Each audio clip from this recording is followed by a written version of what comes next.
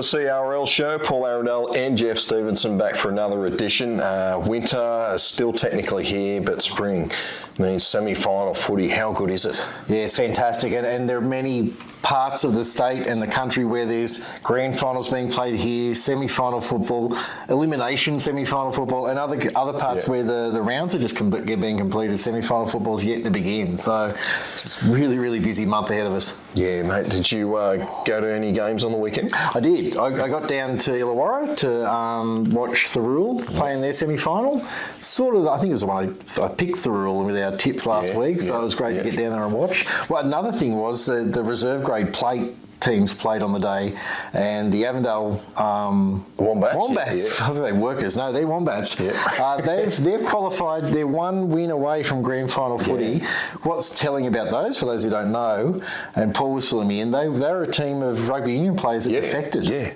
Basically said they've arrived in rugby league. Don't want to know what happened. That's my intel. They could have lied to me too, but anyway. Well, they've been a rugby club. They're now a rugby league club. They're not like just split and got a rugby league team. The whole club came on board. You think they just try to find their feet in the first season? I'm assuming the players have been doing a lot of that, but they're one win away from the grand final, which is awesome. And maybe, I don't know, look down the track, they could be in first grade. You could potentially Avondale Greyhounds v Avondale Wombats grand final. I mean, it would probably the smallest suburb to have two teams playing the grand final. I know Queanbeyan Blues and Roos potentially as well, but there aren't many more. That's when you think about it. When you think about other towns, Wagga, and they're more centres. I'm talking about like little country towns. There aren't many more comps out there that can support teams from both at like such a tiny area. So fantastic. Battle of the Dale is my first sort of idea about what it will be called if it's a grand final. Yeah, well, you got almost like one of the fastest animals, a greyhound, against one of the slums. Actually, wombats, maybe they do have a bit of speed. They're just sleepy. I don't know. I don't know. I know Pro 10, going back to Pro 10 Cup discussions, they've already had the grand final, but they do awesome promotions on Facebook, I think, using AI. And I really want to see that AI mashup of a wombat and a greyhound. Fighting each other. So maybe if someone out there that knows what they're doing, I don't know how to do it. Get it done. Fantastic. All right, let's get into some magic moments that happened on the weekend. Two for you. One in particular, the first one is the Ladies' League semi-final between Wayne Valley and Gungala. Now, you think the number 8's going to score, but look at this. Georgia Smith, I just lost the name there. Diving tackle to save the try. That's great stuff. So close. Want to see stuff like that. Great defence. Our second magic moment, we head to Penrith. And it's locked up at 24 all. St Clair and Collington now. St Clair, they kick a field goal first to get the lead 25-24. Yep, nice and comfortable too. Collington go up the other end and kick a field goal to make it 25 all.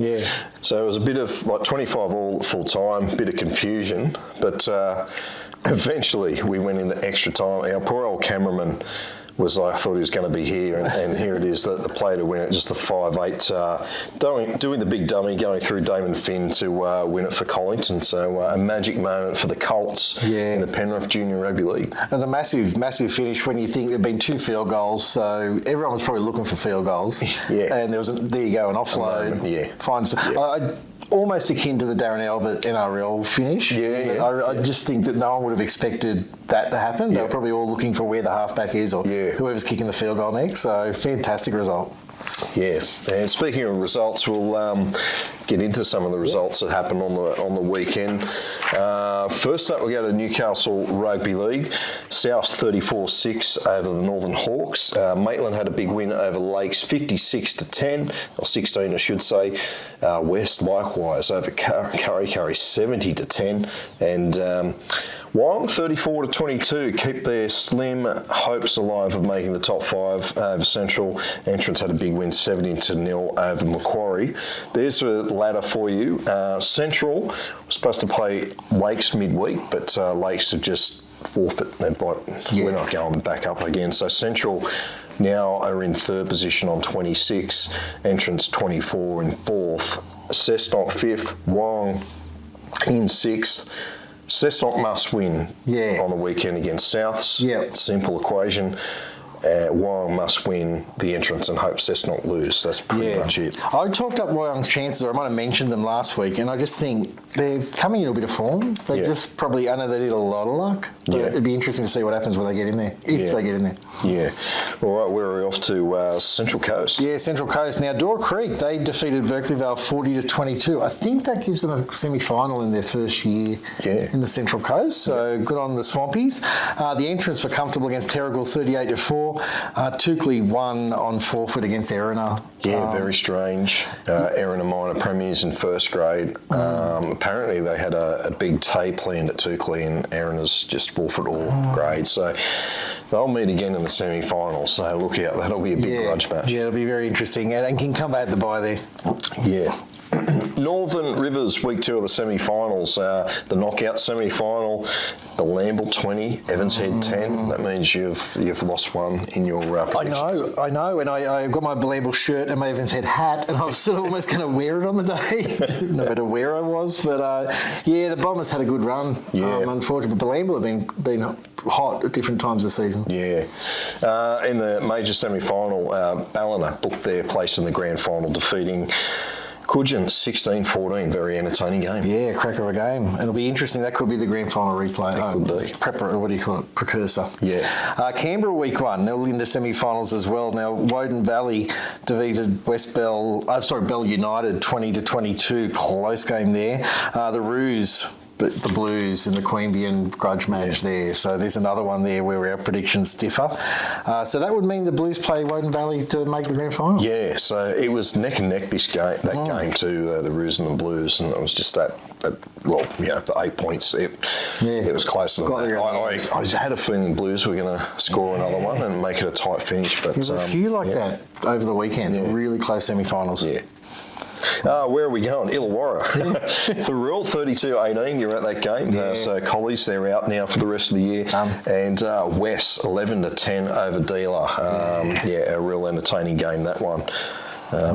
So we move on to the prelim next week. Yeah, Group 7, week 1 of their semis. Warilla calls an upset, I guess, 24-18 against the Stingrays.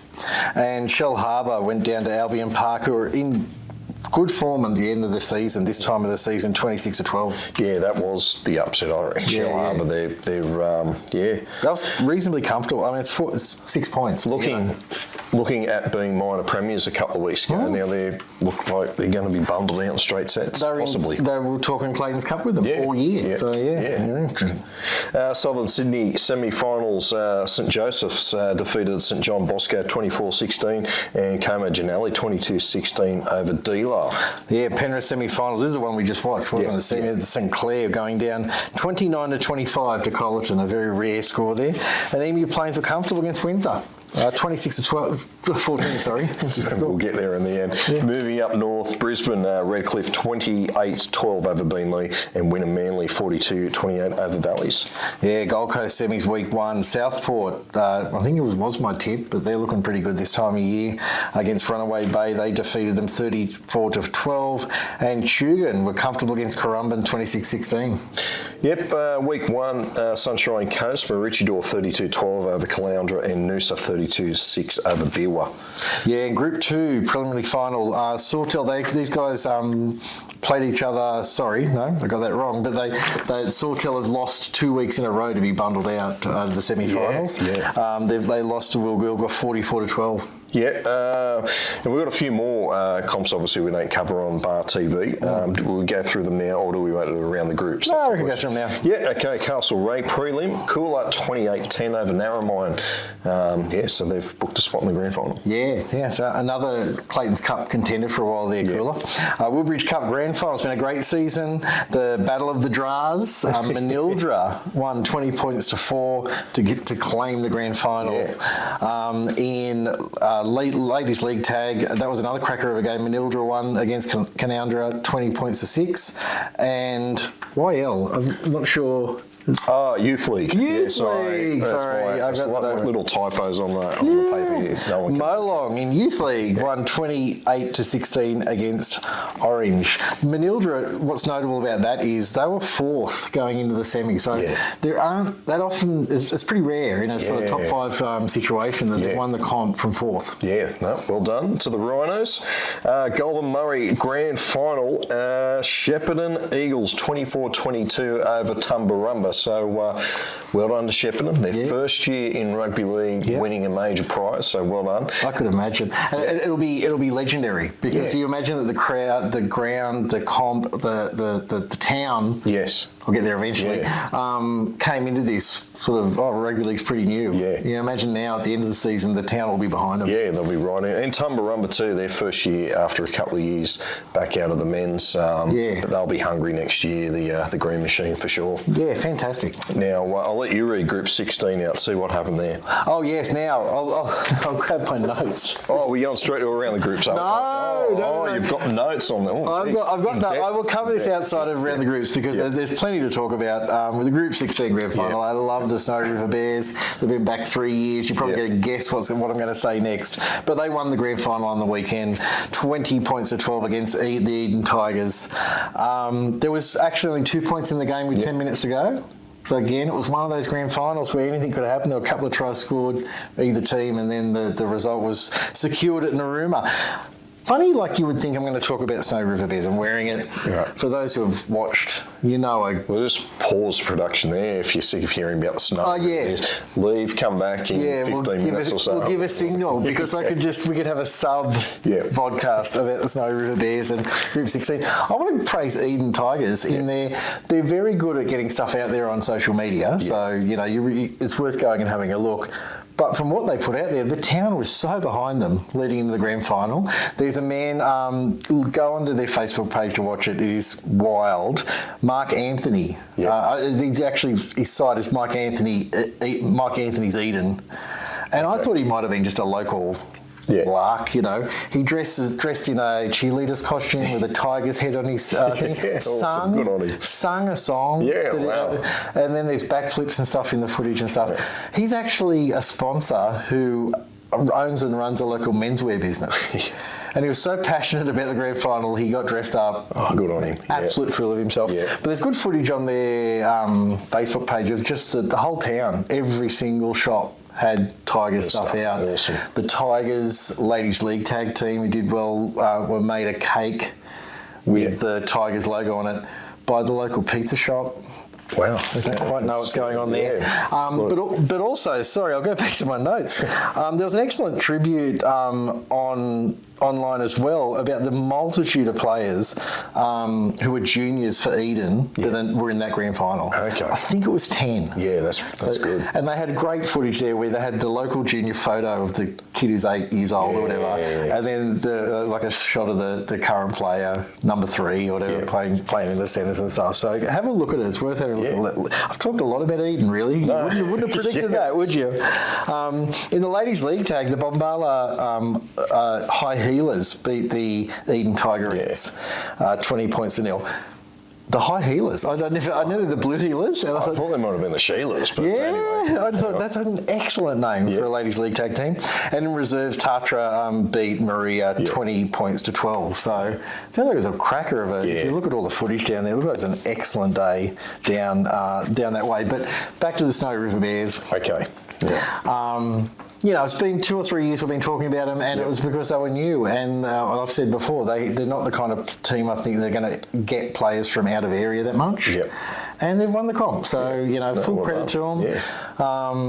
I was going to play the team song, but all it is a bunch of guys shouting. So I think it sounds very good. It's not good for a vodcast, but yeah, full credit. Fantastic result. Yeah, well done. All right, mate, we'll duck into around the groups very shortly. Yep. But first of all, let's get into some tries of the week. All right, first up, it's reserve grade in the Canberra Region Rugby League, and some good hands here, good passing, lovely cut-out pass. Look at the pace. Yeah, down the sideline. Don't be fooled by that rope as a sideline. Daniel Shaw, the fullback, backing up the inside. I think he threw the original pass, but great try. Great dry track footy at the moment. Now this one, keep an eye on this. Yuri Hamraw scores the try, but it's a dummy flick and then the flick pass to put Yuri over in the corner. Apologies, Yuri, I've said your name wrong, but we've slowed it down. Just that's magnificent. Look at that. Yeah. It looked like it was something gone wrong. It was all planned. You know, that flick was amazing. Dane Chisholm here, the halfback, he sets it up and a couple of sort of desperate passes. And Dane going over to score. So they won that game 11-10 to advance the West Devils. Ethan Gannon here on the end of this. Now, it almost breaks down. He breaks through the centre, puts a Hail Mary kick in. There's 4 Rugby Island players there, and somehow Ethan comes from nowhere to ground it just before the dead ball line. So a great try there for the Coolum Colts. Then finally, Mitch Williams, his last try assist at Maury Breen, setting up Jake Lewis to score. I thought we had to put that in. Oh, definitely. And like, you imagine Jake Lewis didn't have time to think, but he was like, I better score this try like that. What a way to finish his career. But that's fine. He did a great job too. Yeah. So well done. Some great tries there from the Tries of the Week this week. If you've seen better, let us know and we'll share them on social media. Yeah, it looks semi-final, doesn't it? The way the quality and stuff like that, it's just fantastic footy. Well, semi-finals, I was talking about love the spring air. You seem to wake up, but that box at Maury Breen, it was so hot in there. It was very hot, and but we got through it somehow. Yeah, and I've been there with you when it was raining and it was wet. Freezing. It was like the condensation was yes, that's right. We had to keep winding the window. Really win either way. The poor guys there anyway. Anyway, we got through it, but well done. Let's go now to around the groups. Right, I'm going to tell you about the Group 16 Grand Final. No, I've actually covered. We've covered that. No, it's fantastic. Excellent stuff happening around.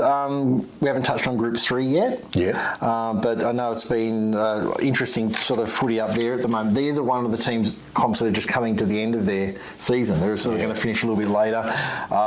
The Old Bar team that had the minor premiership number 1 almost the whole season, lost in the last round, and the Port Sharks were the minor premiers up that way. Okay. Another thing happening at Port Macquarie, though, the Port City Breakers have had their first, and I don't know if this is very common anywhere, so this is where someone might write in and say, oh no, we've had that before somewhere else in the country, but they've got their first female club captain that they've named, I'm assuming, for the 2025 season. Okay. Lilani Gallagher. Yep. It's a great idea, club captains are they might sound like it's a bit honorary at times, but also I'd imagine they're very active in the club. Yeah. They're considered someone they can go to and that kind of stuff. Back to Woodbridge Cup, we gave the results, but another really cool thing of note was in the many grades, or I guess the first grade in Ladies League tag, there was a son that played. So we're talking about the Kennedy Davis family, which must be so proud. It must be a hell of a day. Yeah. So Bailey played first grade. Yeah. We get these family things, but I find this one unique.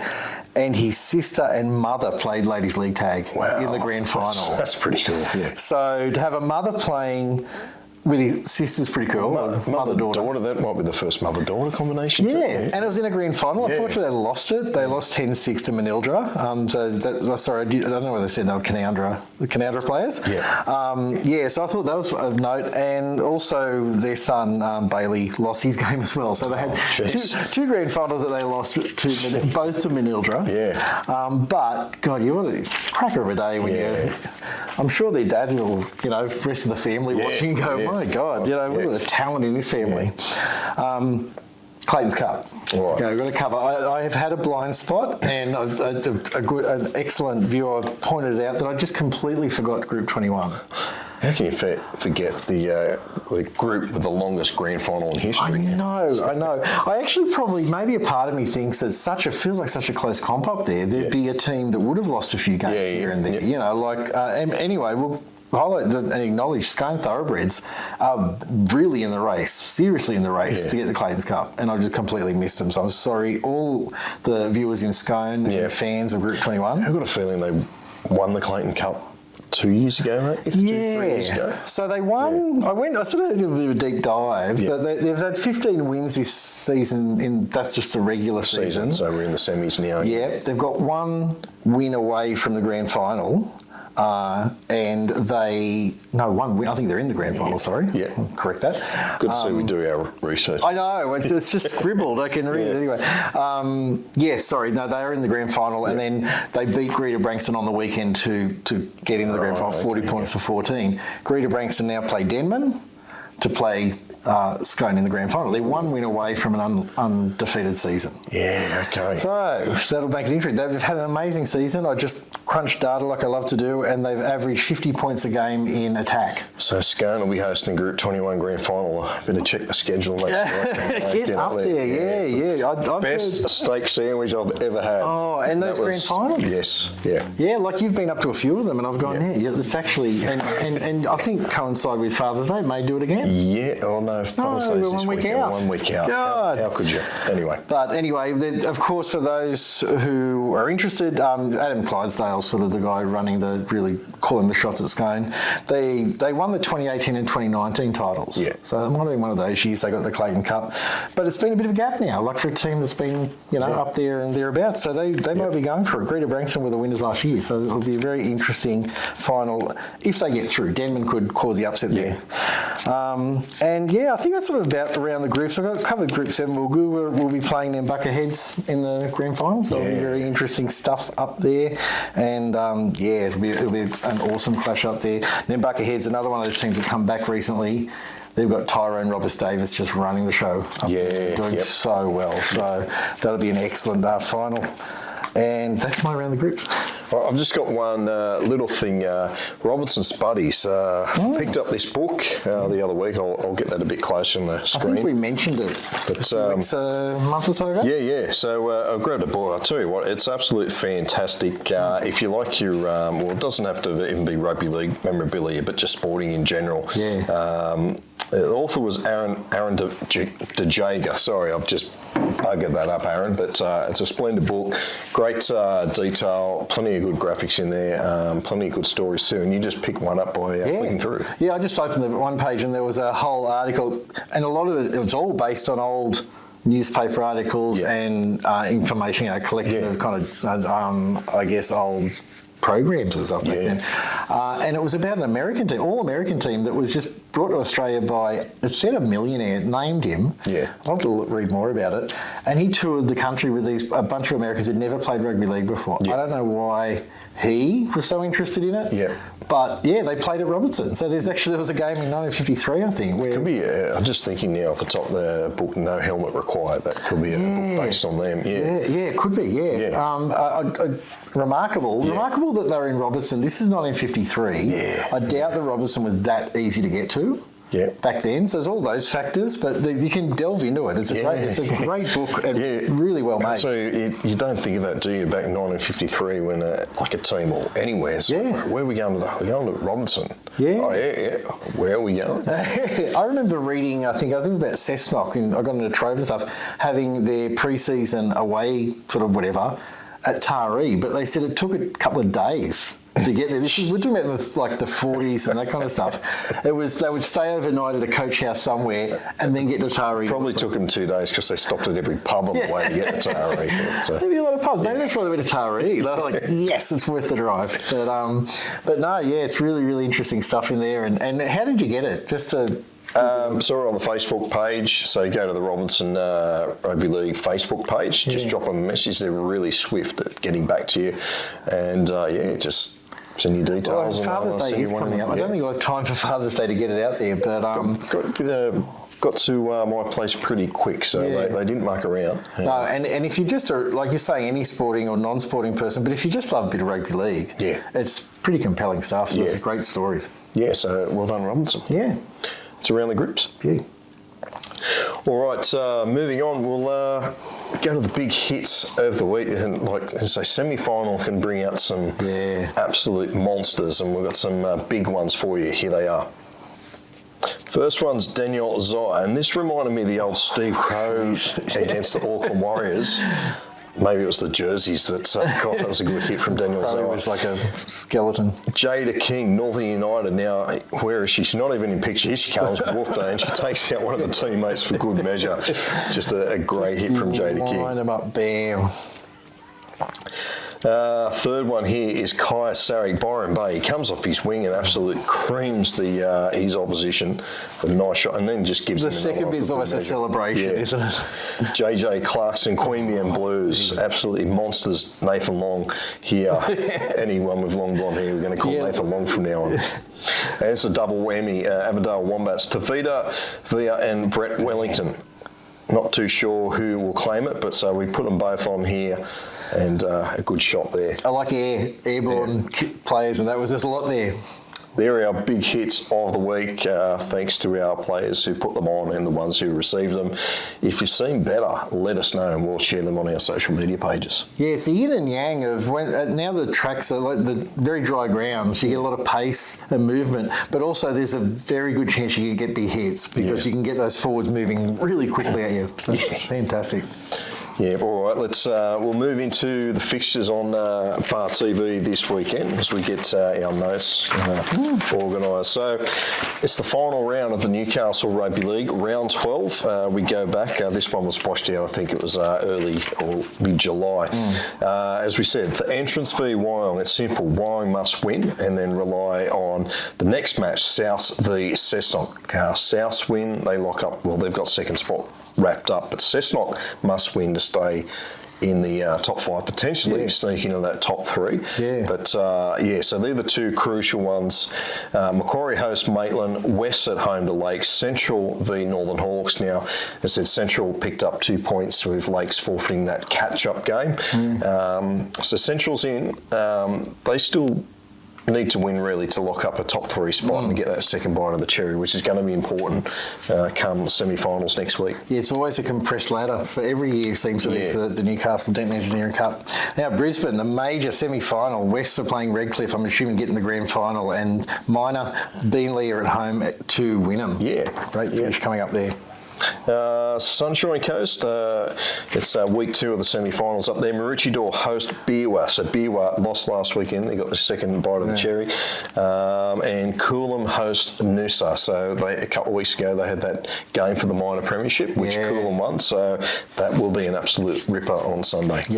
And down to the Gold Coast, Burleigh are hosting Tugun in a semi-final. I reckon that'd be maybe one of my matches of the round anyway. Game. I think it'll be a really spot for the grand final too. It'll be a cracker of a game. And Southport host Currumbin to play the loser of that first game. So there's going to be a really good finish to the Gold Coast comp.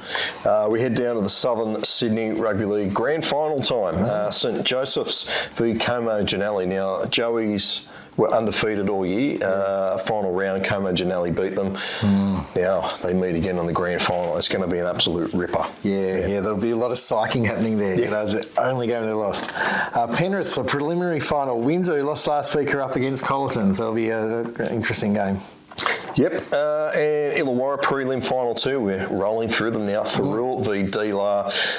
West booked their spot in the grand final last week, so the winner will take on the West Devils. Fantastic. Northern Rivers, a preliminary final. Belamble are playing Coogin, so that was last week's loser against last week's winner.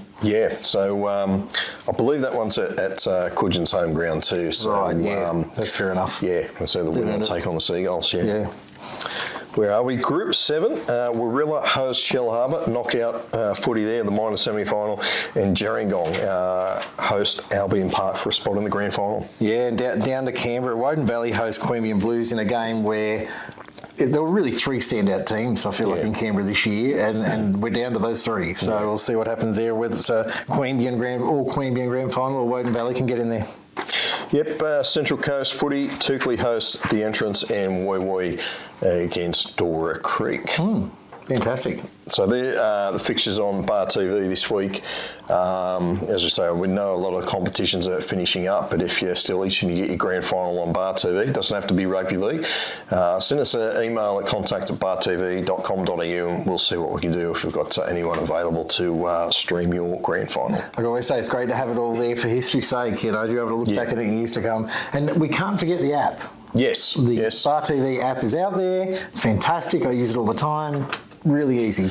Yep, it is, except when it's trying to find the CRL show, because I was having a look for it and it took a long time to find it. I did eventually find it, but that's something we'll sort out. But look, if you have trouble like I do, just go to the normal website, the old way, through Google.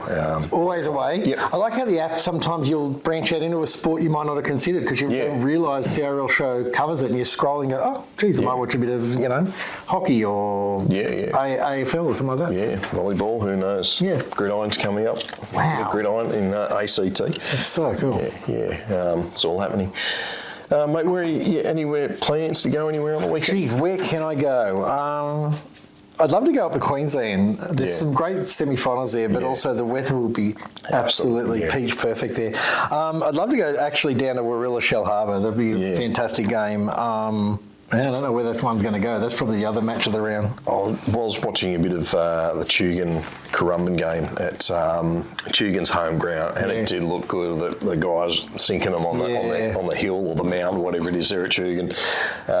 And you know what's behind you. Like, you know that if that camera operator turned around, you'd almost see the ocean.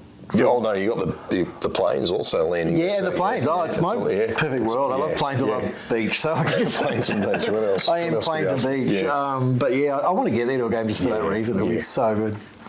All right, mate, it's time for us to get out of here. All right, if you can't make it to a game, well, the best place to watch it is on BarTV Sports. Hey, you can, we'll see you, tune in, whatever, do whatever you like. Come say good day to us at a game. Yeah. Doesn't matter. Knock on our door. Just as long as you're supporting local footy, that's all that matters. Yeah. Lovely. I sound like an emotional speech there, didn't I? No, I'm with it, and it's at that time of year. Semi-final football's happening, and you can do both. Some of those games we're talking about where the results depend on other results. Yeah. I bet there's going to be a lot of BarTV viewed in that ground. They'll be watching it going, what's the score? So you can use it for that as well, and do both. Go to a game and watch it. Sounds good. Let's get out of here. We'll catch you next time. Cheers.